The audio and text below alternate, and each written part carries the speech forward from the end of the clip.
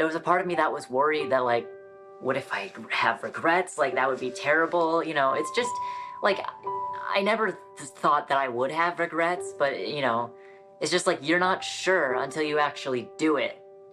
And now it's like, this is the best decision I've ever made in my entire life. I mean, I knew that I would be relieved and very happy, but I didn't think I would be this relieved and this happy. Any doubts that I had, any, you know, second thoughts, any, like, what ifs, or like, what if, you know, what if I don't like my scars? What if it feels inauthentic? All of those worries are just gone. All I see in my future is hope right now. And I know obviously I'll have struggles, but like, right now, it's like,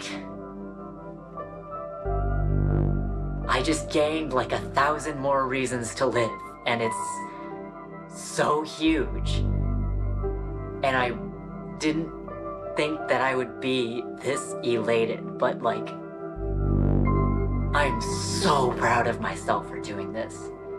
I am so proud of my chest, and I just can't wait to live my life.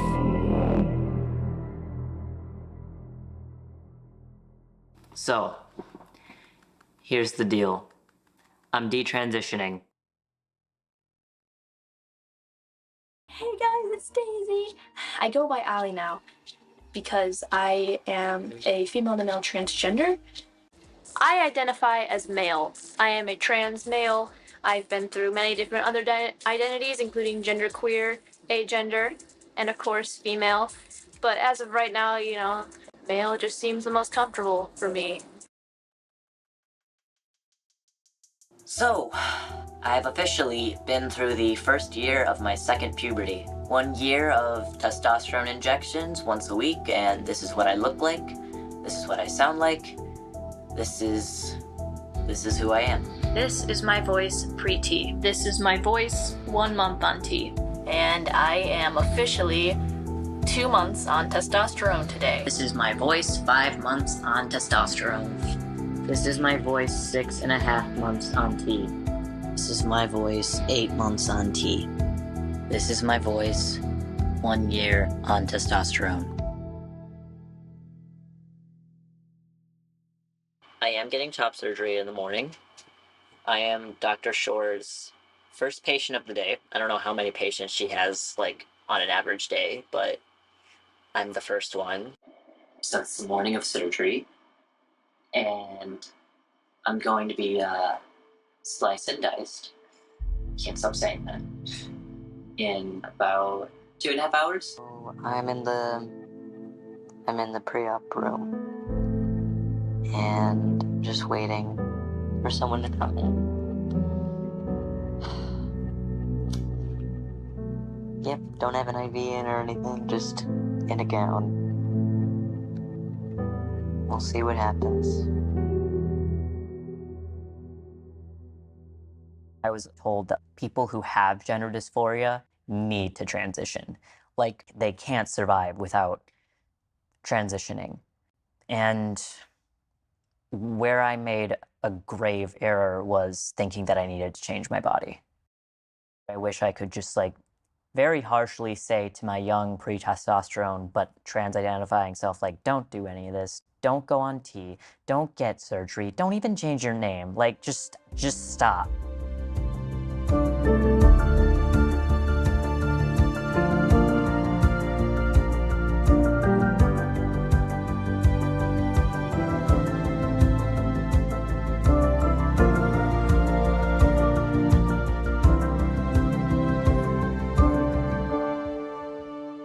My girls are 10 and 12. They were 8 and 10 when I started this campaign. So I became concerned about what I see as a cult in our society affecting all these girls. And no matter what kind of socioeconomic status you come from, what kind of family you come from, no kids are immune to cult-like behavior. And this is all in our schools, so I wanted to make sure I learned all about it so I could protect my own kids. And I'm not worried about them at all. They're totally fine. But the more I learned, the more I couldn't stay silent, because we got tens of thousands of kids coming to harm. And the parents whose families are affected by this can't say anything, because then they would alienate their own child. And so the more parents I talk to and the more people I meet and the more I learn about this, the more it drives me, because the more you research this, the crazier it gets. And we just have to put a stop to it. Billboard Chris is my kind of guy. He uses signboards and I use a camera, but otherwise, our goals and motives are very much the same. Protect our kids, fight propaganda, and tell people what's actually going on in the world. And over the past couple of years, Chris and I have been interested in the same issue. These children are becoming sterilized from the combination of puberty blockers and cross-sex hormones. These drugs are used off-label. They've never been approved for this purpose. This drug is actually a chemical castration drug. But we give this to kids for years. At 9, 10, 11 years of age, we have 13-year-old girls getting their breasts cut off. We have over 40,000 girls on GoFundMe right now raising money for what they call top surgery. So the whole thing is just madness, and we need to create awareness, because when enough people figure out what's going on and when enough parents find out what's going on, they're going to put a stop to this. So what is going on? Is it as bad as Chris makes it out to be? If so, how did it come to this? And who is behind it? That's what I intend to find out. Caitlyn Jenner dazzles as she accepts the Woman of the Year award from Glamour magazine. Amy Schneider's winning streak on Jeopardy made her the show's first transgender champion and brought an invitation to the White House. Admiral Rachel Levine is the U.S. Assistant Secretary for Health in the Biden administration. And USA Today just named her one of its Women of the Year. The transgender phenomenon kicked into high gear in 2015 when champion decathlete Bruce Jenner told people to start calling him Caitlyn. And with all their media coverage, you might think that the transgender issue is primarily about middle-aged men presenting as women. But, as it turns out, that's not really where the action is.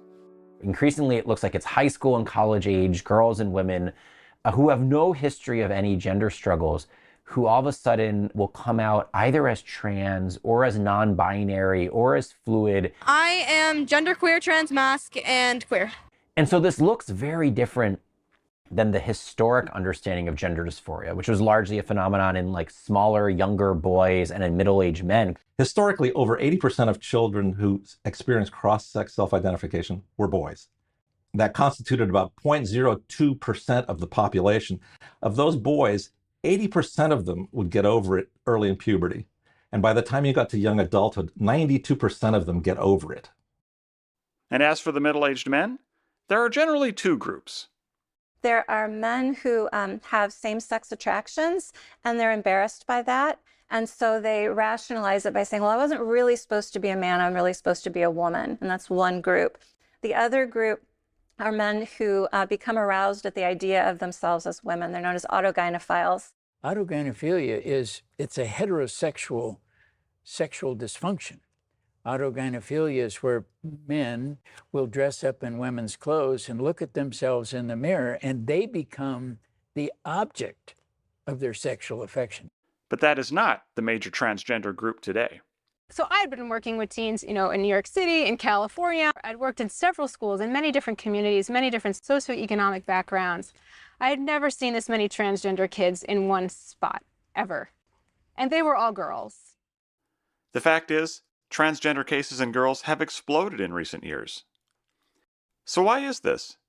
Well, one argument is that these girls are manifesting a biological condition. At the University of Washington, psychology professor Christina Olson investigates the origins of being transgender. Your biology determines a lot of your psychology, and I think that's kind of where the feeling is right now, that there are probably biological contributors that make a big contribution towards our sense of gender identity. But that leads to some questions. Why is it that all of a sudden there's 4 girls in the same middle school who are all self-identified males? How did that happen, if it's a biological reality? How is it possible that there's a 5,000% increase in a diagnosis like that if you think it's biologically caused? Was there some asteroid that hit the Earth and caused a massive mutation in the human genome? What happened? Is there something in the drinking water in our town that's causing all of these young girls to think they're boys? Nobody is asking questions about biological realities because they know it's a psychological process and they don't want to address that. Okay, But what about the idea that those biological trans kids have always been there? The theory is that, well, the reason why there are more trans people coming out is because it's more socially accepted. If that were the case, then there would be both men and women of all ages coming out. That's not the case. It's an insane ratio in favor of adolescent girls. Having been a 15-year-old girl who was there, do you think it is a social contagion? I mean, it was for me. My entire friend group, first we all slowly realized we were gay, and now we're all slowly realizing we're trans. And I was like, if transgenderism is biological, then why would your friend group of 12 people, one at a time, like dominoes, be realizing that you're trans? And those kinds of little things that, even though I pushed them to the back of my head, sort of forced me to think a little bit more critically, kind of helped push me in the opposite direction. But what about people who don't have distinct male or female genitals? Doesn't that mean that there are more than two sexes biologically? Well, that's what many of them say, is that there's infinity options. You can be anywhere on a spectrum, and they cite intersex people to justify that. And intersex people are those who were born with ambiguous genitalia. That's a very small population. But those cases don't somehow invalidate the fact that there are only two gametes. There's a large gamete, small gamete, and that's true of all sexually reproducing species. That's not just true of human beings, right? There's no third gamete. There's no third option. Okay, so I think the intersex card is played by activists who aren't really actually that concerned about supporting people who have congenital conditions of sexual development. By and large, the intersex people don't want to be involved in this, but the trans rights people claim that because people are intersex, we're on a spectrum. And that's like saying, yeah, people aren't really bipedal because some people are born with only one leg. There are people who rarely are born blind. That doesn't mean that we can no longer talk about human beings as species who see.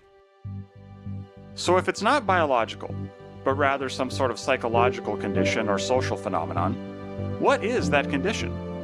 Who are these girls?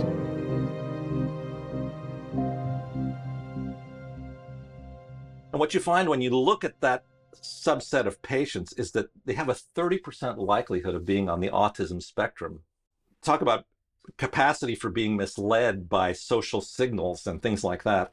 It makes a lot of sense because autistic kids have a number of issues that feed in really neatly to being answered by a trans identity. If you struggle socially, you are a target for this. They don't get along very well in a neurotypical and non-autistic society as far as how to relate to other people, how to get other people to like you, how to have conversations that flow well. And so they already feel at odds with other people. Trans comes along and says, oh, you don't fit in with other people because you're not actually the biological sex you think you are, you're trans. There was all of this marketing towards me as someone who had never heard of that. And a lot of different things fed into it. I'm autistic, so I've never really been that good at talking to people and that kind of thing. I had a few very close friends, but not a really large friend group. They also have very strong black and white thinking. Autistic people tend to zero in on one thing. And once they've made a decision, they're very black and white about that. I have given this lots of thought. I have made this decision. This is the way it is, and it's very hard to change their minds. It is easy for them to really get sucked into this ideology and not be able to think nuanced and think outside of this gender ideology box. You've got social media, you've got the entertainment industry, you've got the GSA club at school, you've got all of these factors telling these autistic kids, oh, you're trans, and the kids are thinking about it, and they're not necessarily talking to their parents, because that's another feature of autism, is they're a lot in their heads, and they're not necessarily verbally processing that with their parents. And so they spend all this time thinking about it, they make this decision, and that black and white thinking really cements them there. So the combination of feeling out of place and struggling socially, and also kind of having the type of brain where they focus on one thing, I think that's how they get sucked into becoming trans. Gender dysphoria is more physically focused. It's more of a problem with the physical body, whereas what and I think a lot of adolescent girls who think they might be trans are going through has to do more with being perceived. You know, when I was a teenager, when I was in high school, you know, people would go goth, right? Paint their fingernails black, you know, wear black trench coats, this, that, and the other thing. It almost seems like trans or gender non-binary or gender fluid is the new version of, you know, what makes you unique to stand out during the teenage, high school, college years. I saw all these other trans men, all these handsome, buff Aidens and Elliots, and I wanted to be like them.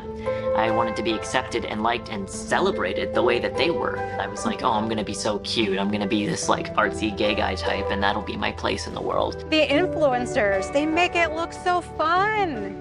They are cute, they're quirky, they're exciting. If you are a teenager, it feels like a piece of crap, and you're online and you're sitting there by yourself in your bedroom and you don't have friends, and you're looking at that, you just look at that and you say, I want to be like those people. And what's particularly tragic about this is that unlike, you know, going goth, you know, 6 months, a year later, you realize, well, that was a silly stage that I went through, and there are no lasting consequences. You know, with this, there can be long-term, you know, and even permanent consequences.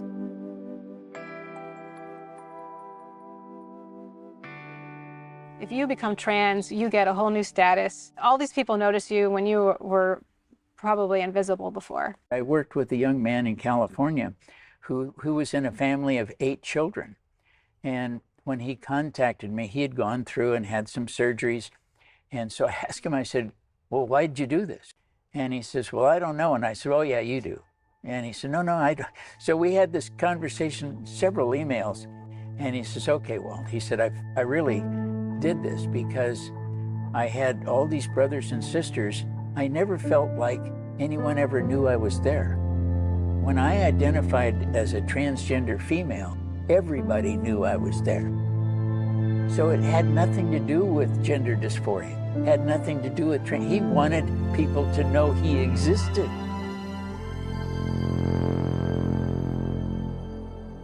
Why are young teenage girls today, in numbers we've never seen, transitioning?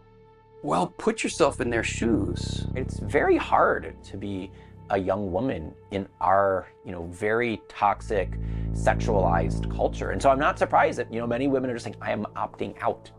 The average age that a child encounters hardcore pornography now is 9 years old. 9 years old.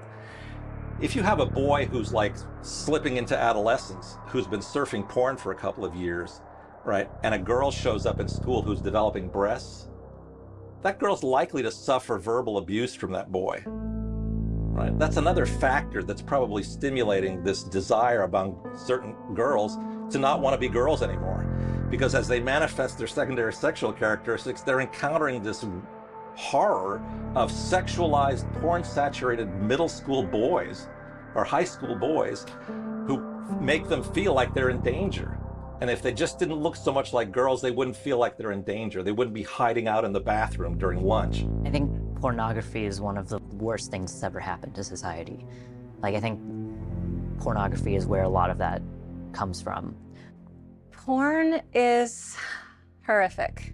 I think for so long we've sort of winked at porn and nudged and, oh, porn is kind of funny. And I've heard of therapists tell couples who are having trouble with their marriage, oh, watch porn together. No, it's insidious, it's awful, and it has gotten brutal. If a girl enters the world of pornography, you know, 9, 10, 11 years old, the majority of what she's going to see is women being sexually horrifically abused. Today's porn is not the Playboy and Penthouse of our youth. The porn I was exposed to when I was young, Playboy magazine and the like, it's innocent compared to the porn these kids have on their smartphones right at the touch of their thumbs, right? We're talking violent rape and degradation porn. I worry that a lot of parents are very kind of passive about it. It's like, oh, you know, I saw porn when I was 12. It's like, yeah, you saw like a Playboy magazine. You saw like naked bodies. You weren't seeing borderline snuff films, like films that you can't even be sure that they're not watching someone under 18 get raped. So many young girls are seeing this, and that's their impression of what a sexual relationship is. It's like the mainstream sort of like hyper-libertarian idea of like, oh yeah, that's fine. Like, if you like to beat up your girlfriend while you're having sex with her, that's normal and like cool, kinky, like, and you'll even like get made fun of for being vanilla or whatever.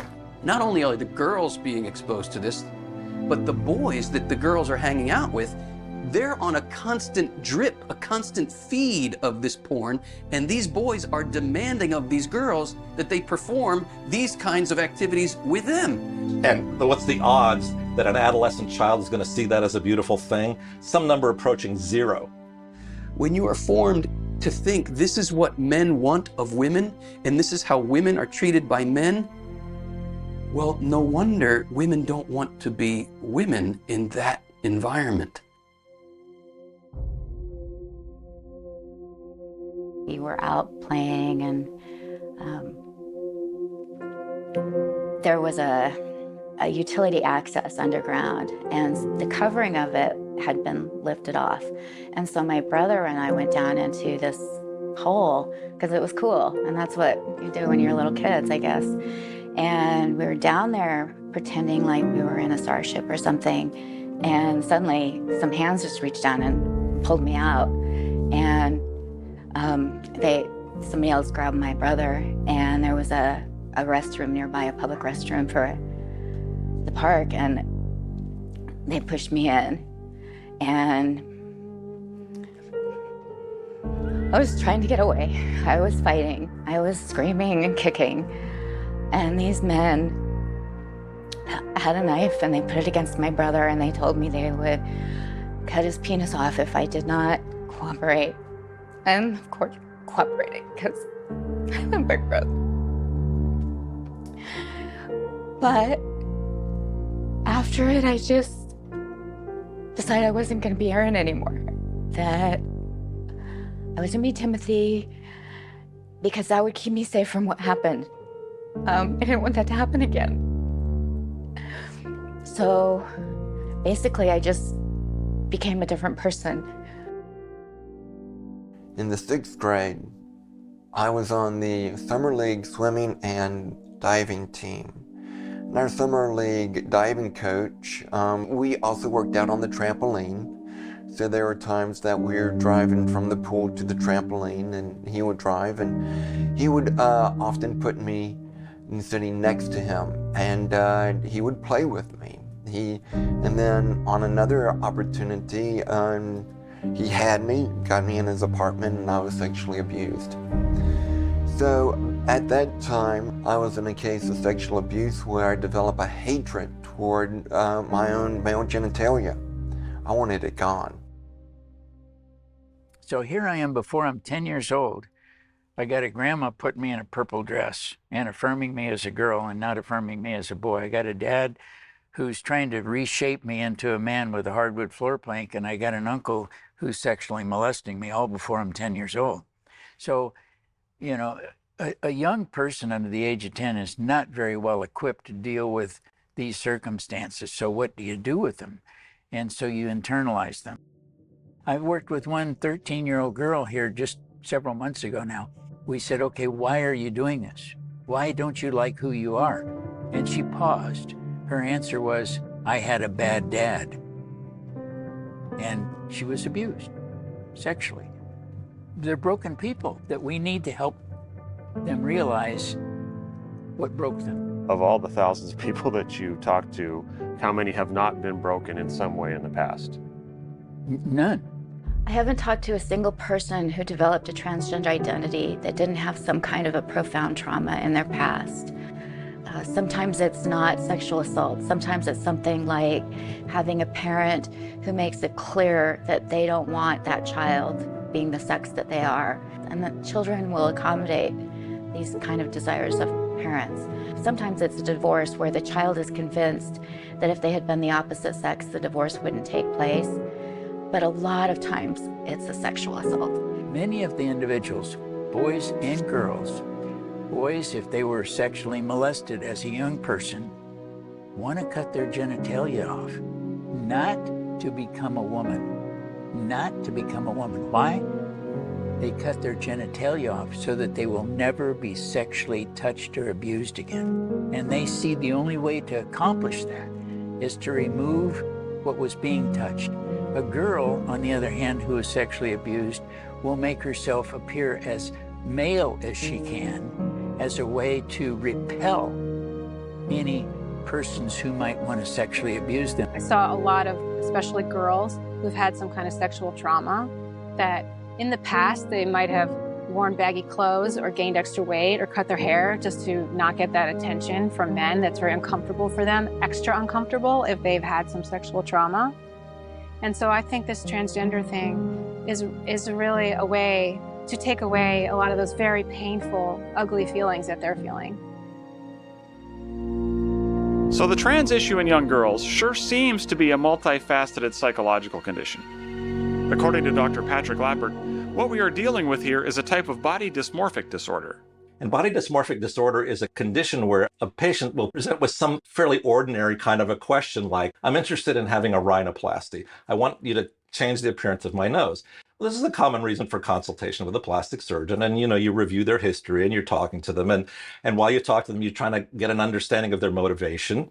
And while you're trying to get an understanding of their motivation, you're actually looking at their nose without being obvious about it, but you're looking at their nose and you're kind of sizing things up. And the person with body dysmorphic disorder, they'll be describing a nose that to them looks like a horror. And they'll start saying things to you that suggest that they think that everything that's wrong in their life is the result of the contour of their nose.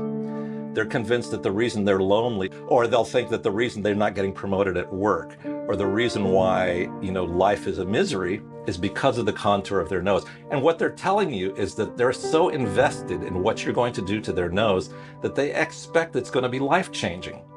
That if you correct their nose, all of their sorrows will go away.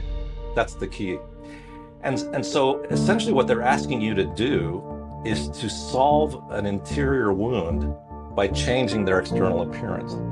That's body dysmorphic disorder in a nutshell. This is the case with transgender.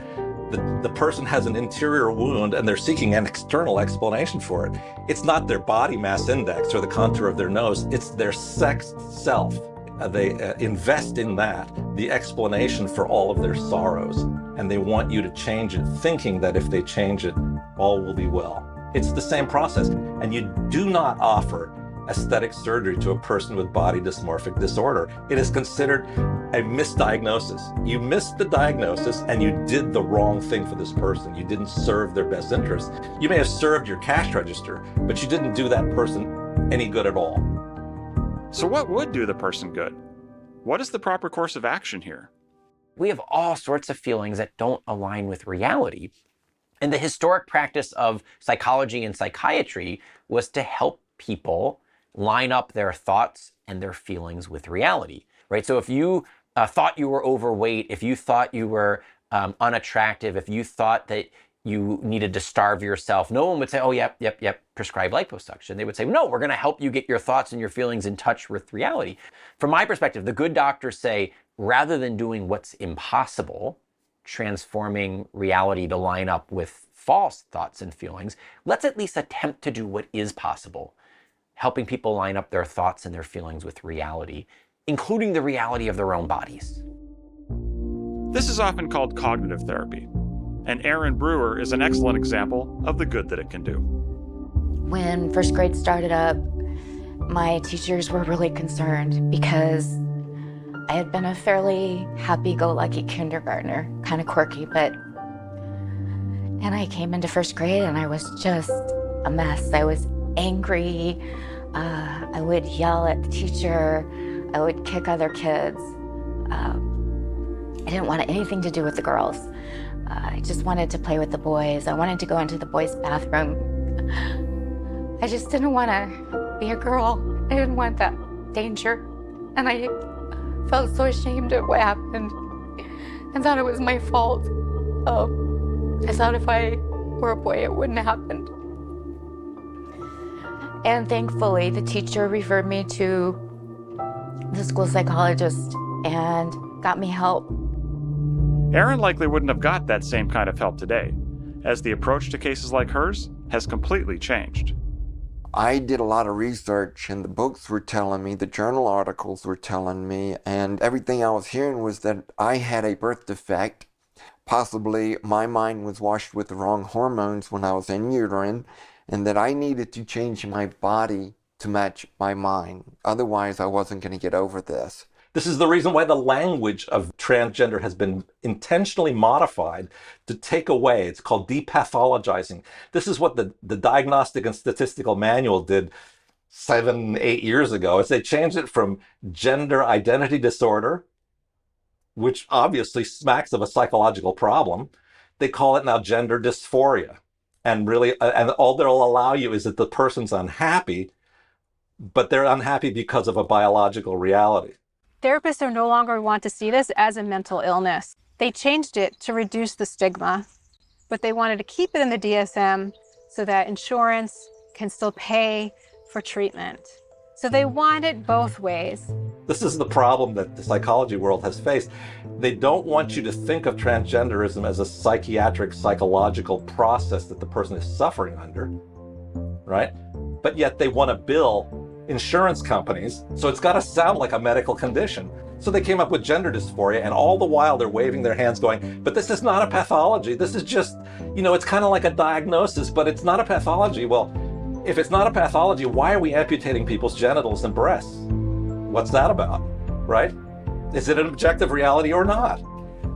And if it is an objective reality, why are you operating on their genitals? Since we stopped doing frontal lobotomies, nobody has done surgery for a psychological problem. How are you going to heal a wounded heart by operating on people's genitals? And yet, my profession fully embraced that now. What happened to my profession?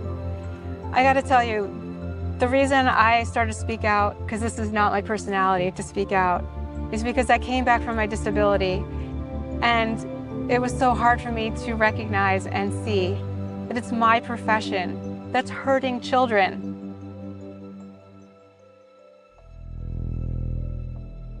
The buzzword is gender affirmative, gender affirmative. I actually never heard of that in 20 plus years until a year and a half ago. I know it was a thing in some specialized gender clinics, but that was not mainstream. And now that's all they say. The only option available now for therapists is to affirm and to put them on a path towards medicalization. I've read so many stories and heard detransitioners talk about, and I've heard parents of kids who transition saying, my child had been in therapy for autism, had been in therapy for depression, had been in therapy for self-harm. And as soon as the child said, I think I may be trans, the therapist wouldn't deal with anything else anymore. I want to say that's not all therapists, but that's really being pushed in the therapy community, that you cannot do anything except move a child toward medicalization. If you're a therapist, you know that affirming anything is not therapy. I can get affirming therapy from my dog. I do not get affirming therapy from a human being. I need someone to challenge me and to test me and to help me think through and gain insight in my life so I can make better choices. Affirming therapy sounds nice, but it's not helping somebody who's hurting and making decisions that may be maladaptive in their life. This is the one condition in the whole world where we let a child self-diagnose themselves as being the opposite sex and just go along with whatever they want. What's the point of these endocrinologists going to school for 8 years to become a specialist doctor when they just listen to a 10-year-old that walks into their office? This is one of the great shortcomings in the world of the transgender treatment industry, is the role that the plastic surgeon plays in that whole process, which begins perhaps with puberty blockade in an early adolescent child and has now gone through cross-sex hormones and social transitioning, and now gets that referral letter from the licensed social worker or the psychologist saying, this is a fully, transgender person, go get him. And what you find is that there's no diagnostic process for the plastic surgeon. Essentially, if you walk that whole process back, the person making the diagnosis, in many cases, is a pre-adolescent child who's suffering from profound anxiety and possibly depression. And they're the ones who made the diagnosis because nobody gave them the contravening reality check like cognitive behavioral therapy might. They were all encouraging this child. So essentially, the plastic surgeon is getting preoperative consultation and consent for perhaps a mastectomy in a 15-year-old girl. I mean, the WPATH recommendation, version 8, is now going to recommend that you can do mastectomies in 13-year-old girls, okay? So you've got a 13, 15, 17-year-old young lady who's going to have a mastectomy, and the plastic surgeon is relying on a diagnosis that was made by that child perhaps 10 years before, and nobody has waved a flag on this and said, wait a minute, what are we doing here? The plastic surgeon at that point is a technician, and that is contrary to everything I learned as a surgeon. The transgender activists' response to this is that children know who they are, and we must trust what they tell us, even before those children know how to talk. So let me give you an example. I have a colleague who's transgender, and there is a video of him as a toddler. So he was assigned female at birth. There's a video of him as a toddler tearing barrettes out of then her hair and throwing them on the ground and sobbing. That's a gender message. There was one where this child wore the little onesies with snap-ups in between the legs, and at age 1 would unsnap them to make a dress and have the dress flow. This was a child who was assigned male. That's a communication, a pre-verbal communication about gender. When I hear trans rights advocates say children know who they are, I just think, have you ever raised a child? Diane Ehrensaft says that if an 18-month-old girl pulls a barrette out of her hair, she's sending a gender message. She's trying to tell you that she's not really a girl. And I think, have you ever been around a child? When my son was 18 months old, every time we'd get in the car, he'd pull his shoes off and throw them. What did that mean? What was he trying to tell us? That he really should be an amputee because he doesn't want to have feet? Ridiculous. And on top of that, the message we are supposed to be listening for seems to be rather regressive. Part of what led me to being transgender in the first place, because I've been told a lot, boys are logical, girls are emotional, and I'm very logical. And I learned, oh yeah, if you're, biologically female, you have, boobs and everything. But if you like sports, if you wear masculine clothing, then you're actually a boy. This entire ideology hinges on stereotypes. If you look at the most popular resource used all around the world, it's this thing called the genderbread person. So it's a picture of a gingerbread man. And it defines right on there what gender identity is. It's based on your personality, your likes and dislikes, your jobs, your hobbies, your roles. So a girl who loves to play with trucks, likes to roughhouse, or being asked to look at that girl and wonder if, she doesn't like pink. She doesn't like to play with dolls. Maybe she's really a boy. Right? Or a little boy who loves to play with My Little Pony is like, I wonder, maybe he's really a girl. These are 1950s sexist regressive stereotypes. If I want to work in the kitchen all day, does that put me on the woman end of the spectrum? Apparently, according to gender ideology. There's a document, a paper that's handed out to kids that asks them to place themselves somewhere on the gender spectrum from Barbie doll to G.I. Joe. Where are you on the spectrum? And it implies that if you're not completely a Barbie doll or you're not completely a G.I. Joe, you're not a man or a woman, you're something in between. And that's absolutely ridiculous. And what a message to give our kids that, oh, you can't have short hair if you're a girl because that means you're a boy. Oh, you can't, wear pink if you're a boy because that means you're a girl. It's completely throwing us back 50, 100 years in terms of rights and freedoms for women. Feminism has really tried to contest certain stereotypes about women. But now, woman is defined by those very stereotypes. And it really narrows the full range of what femininity and masculinity look like when lived out in the world. So we've taken the counseling and medical professions and turned them upside down. Doctors and therapists used to help people and heal broken hearts, dealing with root causes and teaching that people are valuable just the way they are. Now, not only are therapists trained not to do that, in many places, it's actually against the law. One historic day today in Utah as the state became the 19th state to ban conversion therapy for minors. Conversion therapy is a widely discredited practice that seeks to change someone's sexual orientation or gender identity. The rule bans it on minors, and therapists could lose their license over it. Over 20 states in the United States have passed laws preventing therapists from doing anything except affirming a trans identity in a child, and they're called conversion therapy laws. And what they mean by that is if you you are a licensed medical professional and you have a girl who doesn't feel comfortable being a girl, identifying as a girl, living as a girl, and you help her feel comfortable being a girl, that's considered conversion. But if you give that girl testosterone, if you perform a double mastectomy on that girl, if you convert her into a boy, that's considered affirmation. Totally Orwellian language in which performing medical interventions to transform a girl into someone who identifies as a boy is considered affirmation. But affirming that the girl actually is a girl is considered conversion. And the reason I'm speaking out now is because if I were a little girl today, it's likely that teacher would have agreed that I was a boy and start calling me by that boy's name and using boys' pronouns and allowing me into the boys' bathroom, putting me on a path of being medicalized. I think about what would have happened if I had been put on puberty blockers and cross-sex hormones that would have sterilized me. Because probably the biggest joy I've ever had in my life is holding my children. And I wouldn't have been able to have them if they had put me on that path. And I think about all those little girls now who, for whatever reason, have adopted a transgender identity,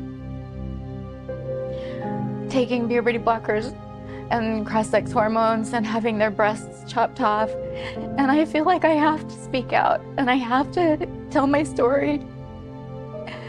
And I have to do everything I can to help those kids. As compelling as Erin's story is, the activists have a response to this, too. One that is intended to shut down all further debate.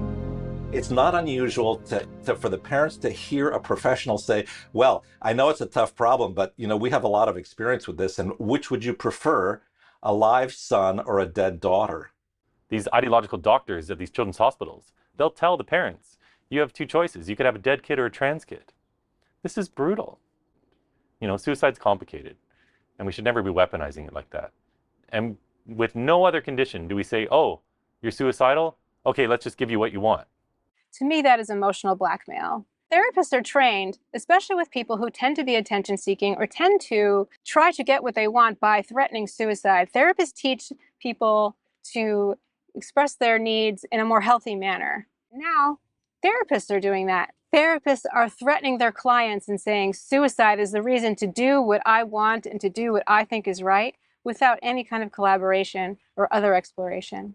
I'm not vilifying the parents because they're being told that their kid will kill themselves if they don't fully accept this and celebrate this. Are you saying they should not accept that? Like, there are other alternatives? As hard as it is and as scary as it is, yes, give your kid a chance to be strong. Don't tell your child you're so weak that, yeah, you will kill yourself. That is such a harmful thing. I believed it. I believed that I would kill myself if I didn't transition because I already knew what it felt like to be suicidal. I was miserable. I felt very weak and vulnerable. I needed someone to tell me that I was strong enough to get through this and that I didn't have to permanently change my body, and that the mainstream message that I'm being told, maybe I should entertain the possibility that that's wrong. And it is wrong. The suicide statistics simply don't support the mainstream narrative. Yeah, you follow them for 3 years and you're going to think you hung the moon, especially if your data gathering process doesn't seek out every patient you operated on. If you just seek out the people who happen to walk back in your office and to talk to you about their transgender surgery, well, that's called a selection bias. You're basically talking to people who haven't killed themselves, obviously, and people who are happy enough with their result that they decided to come back and see you. Yeah, if you did 100 operations and your follow-up only includes 22 people, well, what happened to all those other people? Are they in a psychiatric hospital? Have they been incarcerated for a violent crime because they've been taking testosterone for 5 straight years and now they're roid rage? Have they killed themselves? These doctors wouldn't know because they didn't go looking for them. But the Swedish database has saved the day for us because healthcare in Sweden, every event of healthcare gets entered in the same database from womb to tomb. What does that database show? Well, it shows us that if you only follow these people for about 3 to 5 years, you've done them a world of good. But you get beyond a certain point, And they're no longer hearing the affirmative messages because people are tired of revisiting that issue after 5-6 years of, oh, you're beautiful, you're wonderful, you're your authentic self, and all that stuff. That hubbub dies away and the interior wound is still there. And if you look beyond about 8 years, the suicidality rate is right back. Taking all patients fully transitioned, they have a higher rate of suicide than the general population.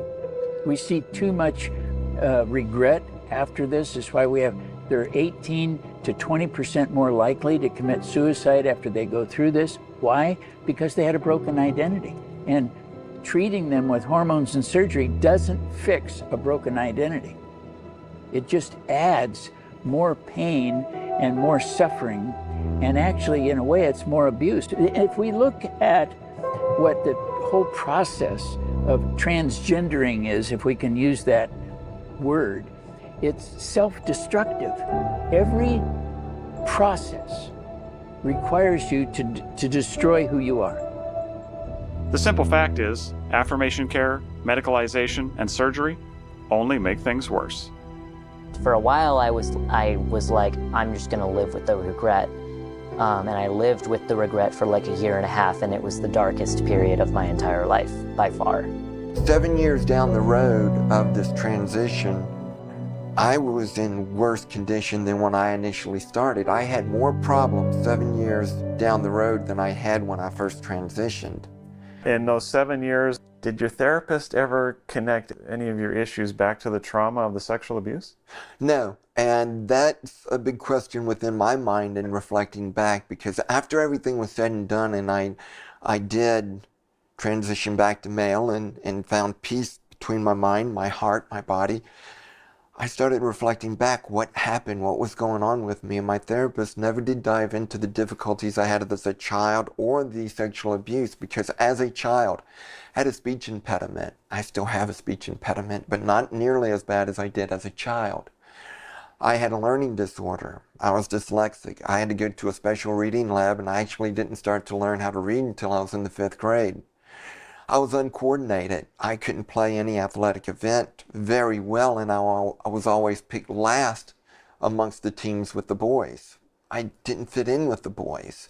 I actually felt like I fit in more with the girls than I did with the boys. And my therapist never did dive into any of it. Part of my theory about why it is that they're not connecting trauma to the development of a transgender identity is that there's a lot of money in this. Pharmaceutical companies are making a ton of money from medicating kids. Just think of the money that can be made in medicalizing healthy people. And if we're talking kids, right? So you start them on puberty blockers when they're prepubescent. And then the next stage is to give cross-sex hormones. If you put a child on puberty blockers and then cross-sex hormones, that child is medicalized for life because their body's never going to develop the capacity to make the hormones that the child needs. And then that lifelong hormonal treatment leads to other complications that then require medical intervention, right? So you're essentially making a healthy person sick and making them completely dependent on expensive pharmaceutical drugs in order to maintain this identity. There's a lot of money to be made there. Just sex reassignment surgery over the next 5 years is expected to be a $1 billion industry. If being transgender is a biologically fixed thing, which I don't believe it is, but if it is, there is a finite number of people for whom that will be true. These market reports say that it's a growth industry. Well, the only way it's a growth industry is if it's being marketed, and it is being marketed. My psychiatrist just gave me pills. Like, she was just like, oh, I think you have ADHD. Here's some Ritalin, see if that helps. She didn't know me. How'd you find her? My therapist actually referred me to her, but funny enough, like, after I stopped seeing her, because I realized, like, she's trying to give me pills, like, she was like, yeah, I kind of wish that I hadn't referred her to you. I don't like her anymore. I'm like, okay. So she's giving you pills, and then she's the one who signs the letter for your surgeon. Yes, yeah. She had nothing to do with administering me testosterone, but, like, I was on Zoloft and, like, Ritalin for a while, and so she was in charge of prescribing me those types of things. Is she making money off of that, I take it? Yeah. What do you feel like is the role of money in all of this? I mean, I like, when I think about it, I become very cynical about everything because I think everything comes down to money. Like, I don't think my surgeon really cared about my well-being because there's just not enough evidence that says that, you know, physically transitioning, if you have any type of gender dysphoria, weird feelings about your gender, is going to help you. There's just not enough evidence that says that that's the one-size-fits-all solution. And like, top surgeons, people who do those surgeries, I feel like they don't want, like, they're not honest about that. Now hold on. I thought that medicine was a scientific endeavor that followed the evidence wherever it leads. One of the things that we hear all the time from the proponents of the transgender treatment industry and affirmation care is that we need to follow the science, and that if you were a better doctor and you were more aware of the medical literature, you would realize that affirmation care and transgender medicine and surgery is the only way to go. Well, so I've been a doctor now for roughly 40 years. And in those 40 years, I've been to a lot of lectures. I've read a lot of textbooks. I've read a lot of professional papers. I've written some papers. I've written some textbook chapters. I have never in my professional life ever read a textbook, a journal article, listened to a lecture that described the human person as a spirit being that occupies a body. In fact, the world I grew up in is the world of materialistic, scientific medicine. Well, how do you jump from that to like, well, actually, no, you have the spirit identity person floating around, and they give these children the language. A 9-year-old child doesn't naturally say something like, well, I'm really a boy trapped in a girl's body. That is not the language of children. That's the rehearsed language given to them by adults who staff gender clinics, who have MD after their name. Where did they get that from? Where did they get that from? That is superstitious thinking. It is absolutely stupid, superstitious thinking that goes against all of Western philosophy that gave rise to the university and the medical school in the first place. All right, things just got a whole lot deeper. What Dr. Lappert seems to be saying is that this is a debate about ultimate things, about the very meaning of life. We are talking about competing views of what it means to be a human being. So what does transgender ideology assume about this question? First of all, we can see there is a priority of the mind over the body, that the mind is seen as something separable from the body. So, for example, when you think of the I am a woman trapped in a man's body, what you're saying there is that the real me is not my body. A transgender identity is a splitting of self. It's a saying that your body is somehow a different, almost a different being than yourself. We live in an age where the body itself has become very depersonalized and objectified. And I see that kind of with the whole phenomenon of like pronouns in your bio.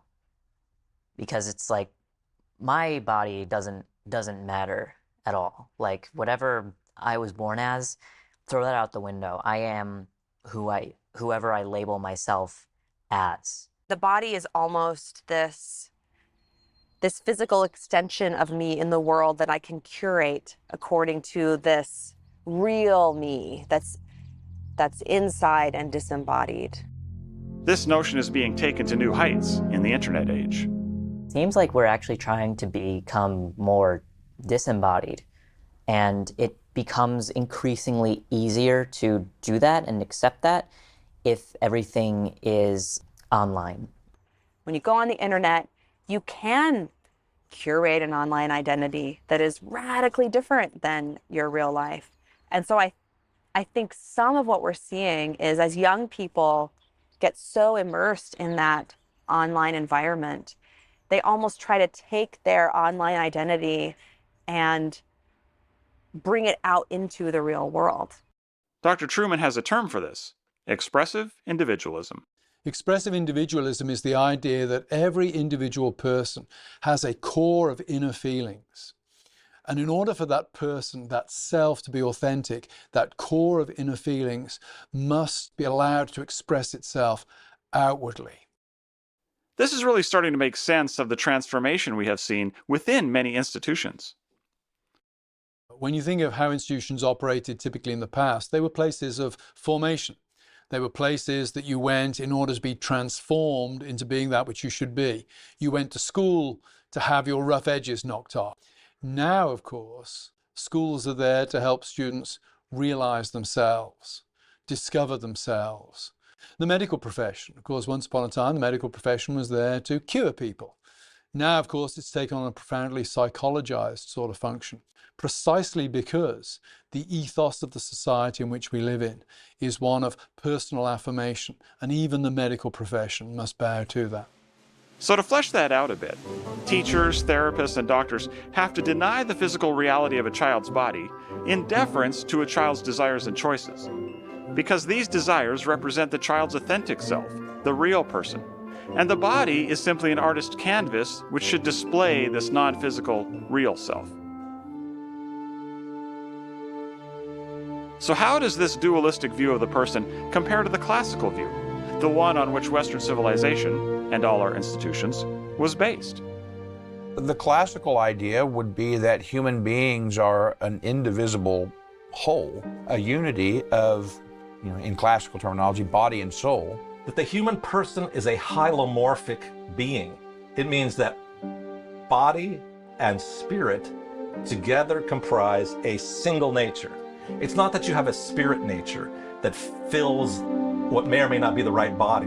The two things together comprise the human person. So we can make a distinction between body and soul, but ultimately they're so entwined that one affects the other. If you separate soul, spirit from body, I do know that there's a medical diagnosis for that.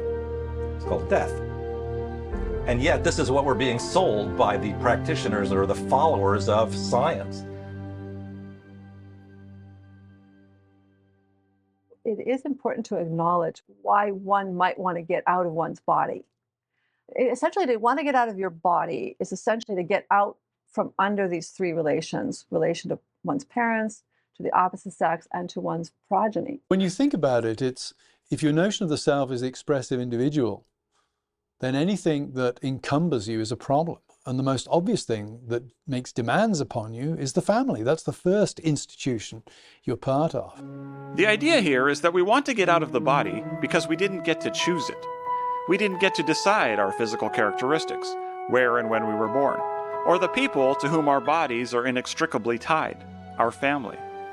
As such, to be able to live an authentic life in which our wills and desires are supreme, we must revolt against the body and the family to which it is connected.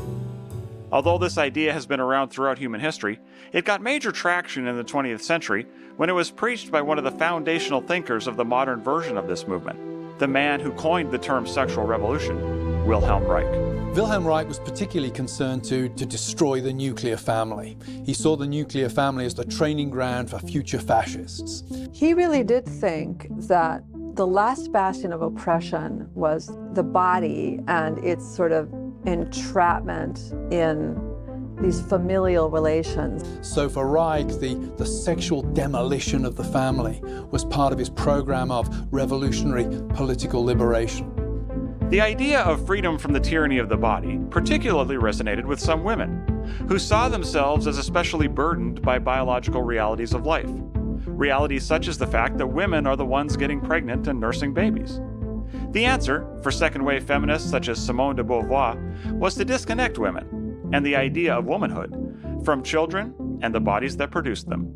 She realizes the difference between men and women is that women are more biologically knit to their offspring than men.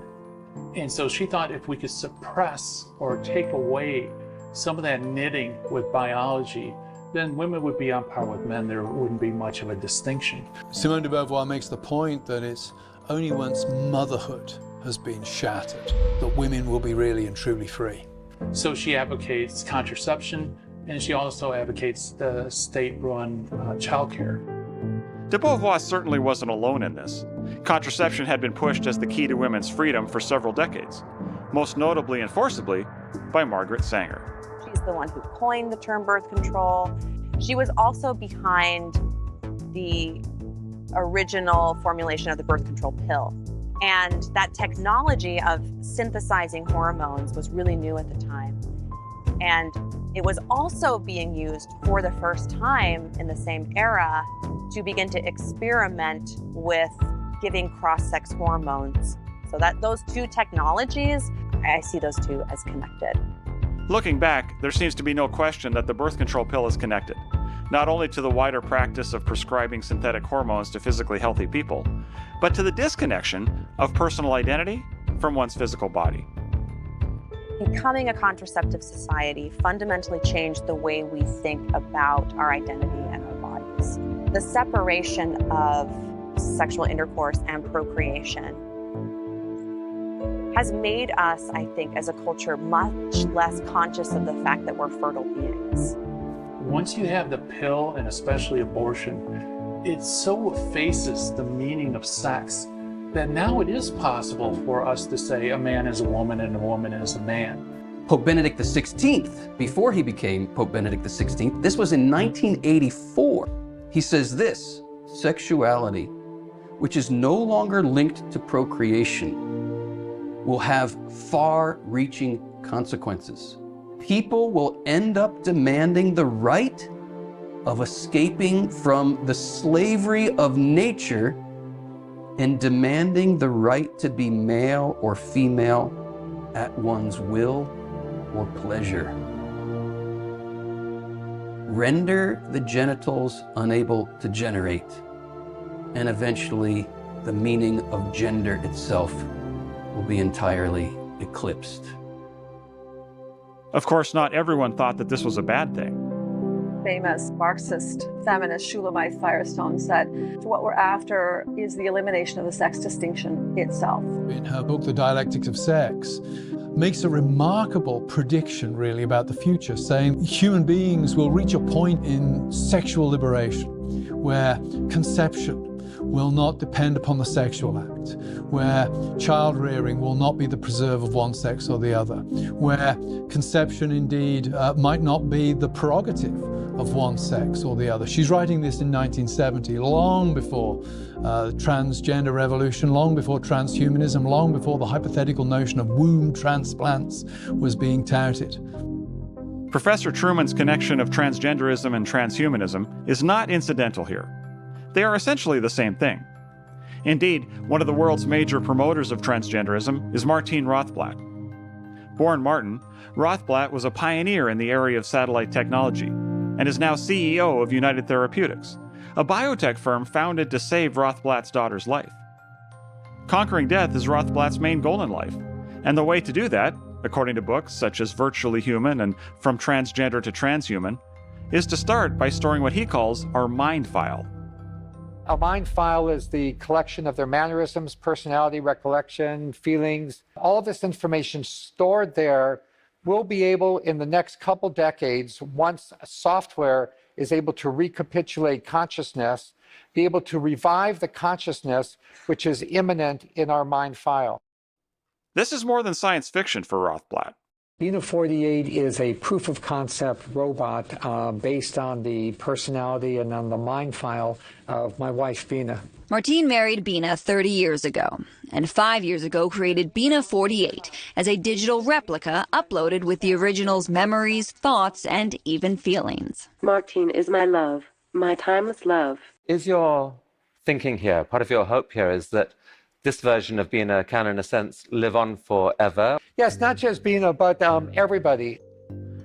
So the quest for immortality, the idea that the real you is a ball of thoughts and desires that exists apart from your body and can be downloaded into a robot and live forever, that your body and all its limitations is a roadblock to that goal, that is the transgender philosophy.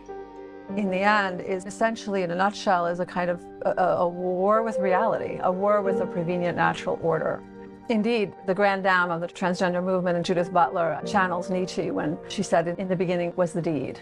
She does imagine that we can sort of go back to nothing and reconceive ourselves according to our own wills. Kind of being like God in creation, where God forms Adam's body like from the dust of the earth. So today, it's almost the same thing. Like, we want to be God, to form our body in our image and make it how we want it to be. In the old world, God was the hero, the creator, the one who created us with a nature to which we had to conform ourselves in order to flourish. The modern narrative is really one where Satan is the hero, the one who rebels against God, the one who asserts his own selfhood over against the selfhood that God has created him with. So much of this movement, the trans movement, is it doesn't want to recognize the obvious limits to humanity. We don't want to embrace that. We want to, like Adam and Eve and the serpent, say no. Embracing the unnatural is a way to show that the natural never defined us. You know, it's a really, literally a way to reject the cosmos that God created. This kind of does bring to a pinnacle the idea that we are self-creators. Unfortunately, that just isn't the nature of actual reality, and so it's not going to work out. It's not any way to, actually achieve happiness. It's no way to run a society. And then the only question is, how long does it take to recover sanity on this? For Daisy, the road back to sanity started only 3 weeks after her surgery, as she realized she was still miserable, and the steps she had taken had only made things worse. Rethinking her understanding of what it means to be human played a big part in her detransition. If you're telling someone that they're born in the wrong body, you're telling them that there's something wrong with them, that the body that they were given. And, that's sort of a theological idea that I ran into when I was detransitioning. It was just sort of this idea of like, my body was given to me. It was really mind-blowing to think about it that way, because growing up, I just kind of was very indifferent to my body. I almost felt like I didn't have a body or want to have a body. But there was a moment where I realized that, like, whether or not I consider myself Christian or believe in this type of God or whatever, like, my body was given to me. It's not for me to control or manipulate in such a drastic way. I'm arguing with God when I tell myself that, no, I'm actually supposed to be a boy. And who am I to argue with fate or God or whatever you want to call that? The activists don't see arguing with God as a bad thing, though. They explicitly hate creation, especially the body and the traditional family structure to which the body ties us. This really started to help me make sense of another very concerning aspect of the trans movement, just how anti-parent it is. There will come a time when you have to choose yourself. If you had toxic parents, they encouraged you to choose them. They were constantly rushing you around, trying to get you ready and get you out of the house. And to get you like on the honor roll and to get you achieving so that it would reflect well on them. When are you going to choose you? The transgender movement is very anti-parent. And if you just look at the word dead name, what does that word dead name mean? Dead name is supposedly the name that your parents gave you, which, by the way, that is the first gift a parent gives a child that parents have spent a lot of time thinking about and often has a lot of meaning to it. So dead name, that child is being told to kill off who he or she was. When that person is dead, they're no longer connected to their parents. They're not connected to their ancestry. They're not connected to their aunts and uncles and cousins. Now, everything revolves around that trans community. Anyone who doesn't agree with your medicalization and your deadness to your old life gets cut off. They are completely isolated in that community, away from everything else that would connect them to life, to family, to community. This does start to have a certain feel, doesn't it? I haven't used the word cult, but I know a lot of detransitioners will call it a cult. It is a cult. It's a cult. It's a total cult. I think the biggest telltale sign is how the detransitioners are treated. When someone leaves, everyone that's remaining in the religion is forced to cut them off. Why are they only cared about when they have a trans identity? And when they don't have a trans identity, they're thrown out like the garbage. They love bomb. They go out and they find somebody who's vulnerable for some reason, and they love bomb them. The GSA clubs, spectrum clubs, equality clubs, these clubs in schools are recruitment centers. Once my friends realized that I was a newbie to all of this, they went, oh my gosh, we gotta educate this person. And so they started bringing me to the GSA club, where looking back, it was a terrible idea. They give these kids a whole new language, gender queer, gender fluid, gender expansive, all of these new words. This is a lexicon that's been created for this cult. Those who use the lexicon are a part of the cult. Those who are outside of it are the TERFs, the bigots, the homophobes, the transphobes. And that's another part of cult life, is that they vilify anybody who's outside the cult as those are the wrong people, those are the bigots, those are the bad people, you don't want to be with them. And as we've seen, often those bad people are family members. So one of the things I needed to get over, I'm no contact with my family. All of them. Siblings, parents, extended family, cousins, everybody. And the thing I wanted to point out to you today in this video about going no contact is I didn't consider my own feelings. As painful as it is, the pain of being a person who goes no contact is nothing compared to the daily pain you've been in from being in relationship with these folks. I love you. Have a good time going no contact. Unfortunately, anti-parent behavior is now practiced even by the people parents used to trust the most. Local family claims Clay County school leaders held secret meetings with their child over gender identity confusion, and now they're suing. The father says the school didn't tell him until after the student attempted suicide. They've actually created a checklist, a how-to guide for schools to transition minors without their parents knowing about it. And they're doing this at the kindergarten level. I just read this book to a grade 1 class, and one of the students came out as trans. It is completely okay with my admin that I am running this club during school hours because some of their parents don't know. It would make them feel more comfortable to just, do it at school. That way it's a little more, discreet. We know that children's success in school and life, the strongest predictor for that is the involvement of their parents. This is what mystifies me about what schools are doing, because for years, schools have been trying to get parents more involved. Get their kids doing their homework, have the parent help out in the classroom. We know that the parent involvement is the strongest predictor of success. Now schools are trying to cut parents out of the equation altogether. That makes no sense. That's ridiculous. At this point, I would tell parents that they should not have their kids in public education because there's too much going on behind parents' backs. The goal of the transition closet is for our students to be able to wear the clothes that their parents approve of, come to school, and then swap out into the clothes that fit who they truly are. They're absolutely working to undermine parental authority. You have to keep it secret from parents. You have to use the name that the child wants. You have to use the pronouns the child wants. It has to be the child that gives you permission, because if the parents don't go along with it, it could create an unsafe place for the child at home. And so we need to make school the safe place. But I think it's actually the opposite, because the parents are the ones that love that child the most. They're the ones that are out to protect that child. They're the ones that know that child. And so for the school to have the arrogance of taking on that role is really going to hurt kids. So people are now in tune with how teachers are shutting parents out. What I don't think people are in tune with is how much therapists are doing this exact same thing. I remember the frustration as a social worker thinking, these parents aren't involved, we need to get them more involved. There's better outcomes when the parents are involved. And now there's a cultural shift to shut out the parents. So I often will tell people not to take their children to therapists anymore. And I hate that. I hate that I have to tell parents that they can't trust therapists, that they can't trust healthcare providers.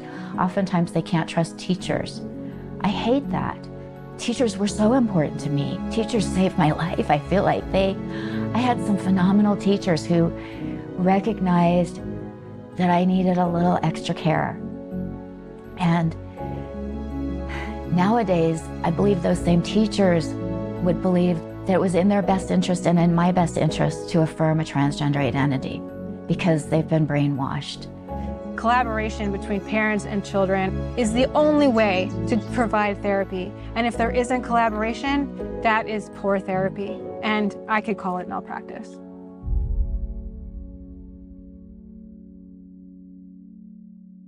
The present stage of the sexual revolution amounts to a vast intergenerational science experiment. C.S. Lewis in The Abolition of Man understood and spoke quite profoundly about how those who live downstream from the scientific conquest of nature will not be the most powerful, but the least, because the shape of their lives will have been fated by those who came before them. By taking the very definition of our nature in hand, both theoretically and practically, and undertaking this experiment, we are profoundly shaping the future of subsequent generation in ways that we have not even begun to think about. While we may not know exactly what we are doing to future generations, we do know one thing. The current generation is in crisis. You even get alienated from yourself, or your body is alienated from your soul. So it's a very deep, profound alienation, and that's really where we find ourselves today. There's an epidemic of loneliness out there. And the further you go down this rabbit hole, the further your descent from reality into this insanity, the deeper that loneliness becomes. This is why people are throwing themselves off buildings. We've lost sense of what it means to be human. And we are setting out as the vision of our humanity, a vision that is in itself death-dealing, rupture of body and soul. The reason why I'm really speaking out against this ideology of gender is that I think it harms people. People with gender dysphoria, people who identify as non-binary, they are not the enemy here. They are the victims. The people that we should be most opposed to are the people pushing the ideology, right? Because, there are adults who should know better, who are pushing just a really, really misguided ideology on young people. It's this cultural juggernaut that's churning people up. And I think we need to make sure that our communities and our parishes are places where refugees can find welcome. People who identify as trans or non-binary, I think we should have nothing but compassion, sympathy, and patience. Speak out against the ideology, to push back against activists, but to also just be very welcoming and loving toward people who are being harmed by this ideology. One of the goals that I have and the people that I work with have is to approach this from a position of compassion. And we are not doing this because we're anti-transgender. We're doing this because we don't believe there is such a thing as transgender. We believe that there are children who have been victimized, who are suffering, who are traumatized, who have adopted a transgender identity as a coping mechanism, and we care deeply about them. And we don't want them medicalized, and we don't want them to believe that they're inherently flawed. And that is the loving approach. It isn't in any way loving to tell a child that they should become somebody else because who they are isn't okay. That's not loving, that's not kind, that's not compassionate.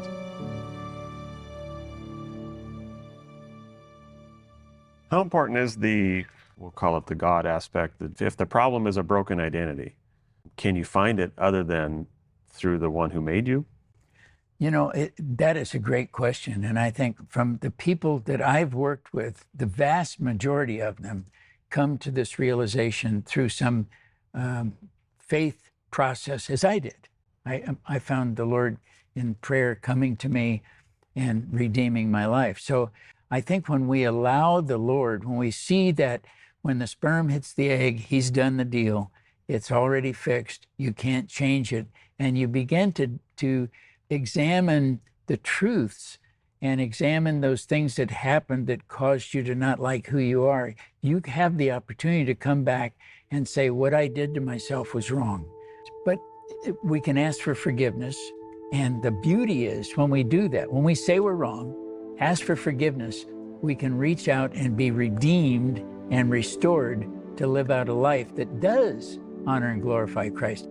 7 years down the road from transitioning that initial surgery, I was in another pit of despair. Suicidal thoughts were coming in my mind, and I was even more in despair at that point. And I'm like, God, I have done absolutely everything I could to live. And I've made a mess of things. There is no way out that I can see. I turn my life to you, over to you. I turn myself over to you. Jesus, I need you. And I turn all of my problems over to you. The one thing about faith is it allows you to breathe, to feel your life come back. You've been filled up and you've been enriched by this great power through the Lord Jesus Christ that you don't get if you don't embrace the Lord as your Lord and Savior. There are things we can do with counseling. There are things we can do with appropriate therapies, but they have to be informed by an adequate anthropology, a proper understanding of what a man is and what a woman is, and a recognition that all of this confusion, Jesus Christ addresses in one very short and concise expression.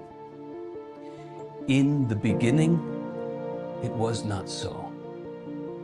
And here's the good news.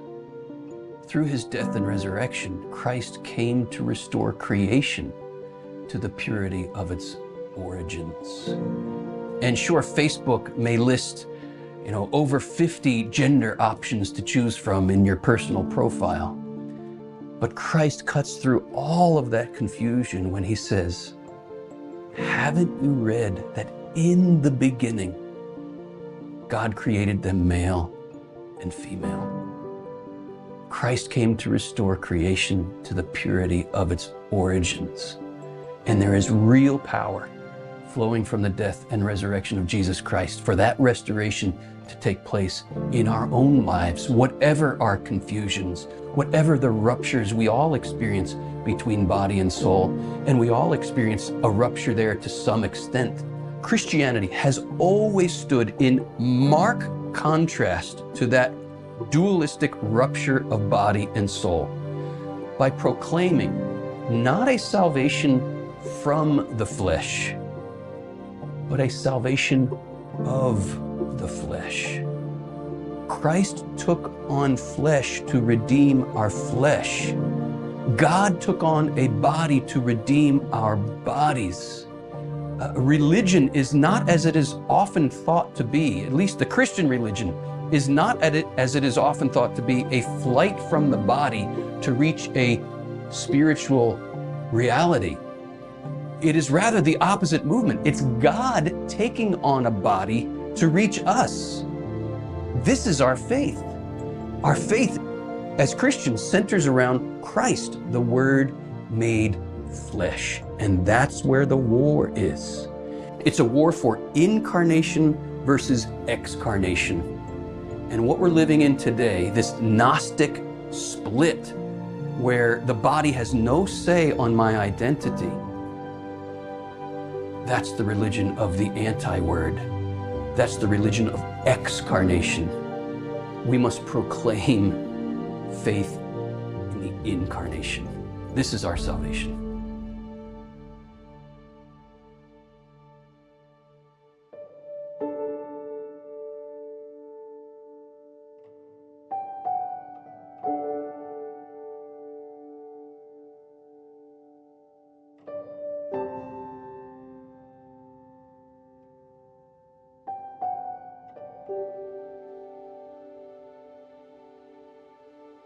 What really is, I think, motivating me to get the reconstruction surgery, even though, they won't function as natural breasts would, I had to ask myself, okay, so is it just aesthetics?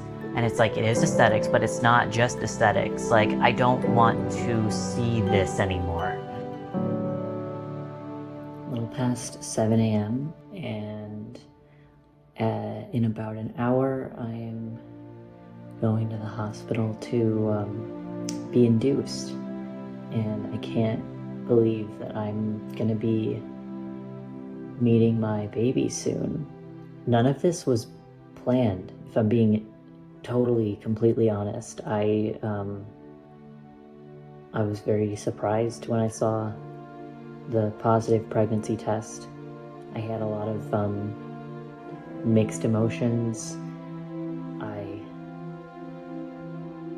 felt really scared, and in the very beginning, I almost felt kind of unhappy about it.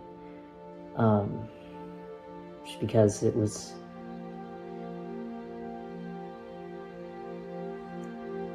just had other plans. But of course, over time, I became very excited and have gotten more used to the idea of becoming a mother.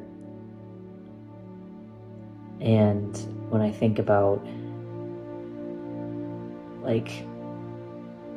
the second biggest life change that I went through, which was transitioning, I planned that whole thing, thought about it every day, fought for it, paid a lot of money for it, had my most important relationships be jeopardized by it.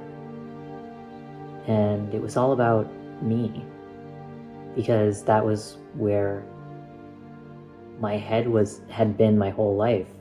Everything was just about me, and what can I do to self-actualize myself.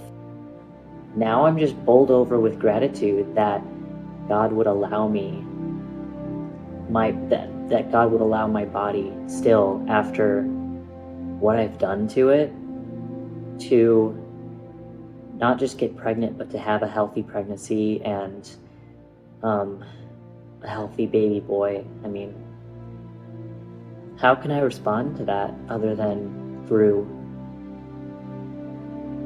worship and praise? I don't know. There's no other way.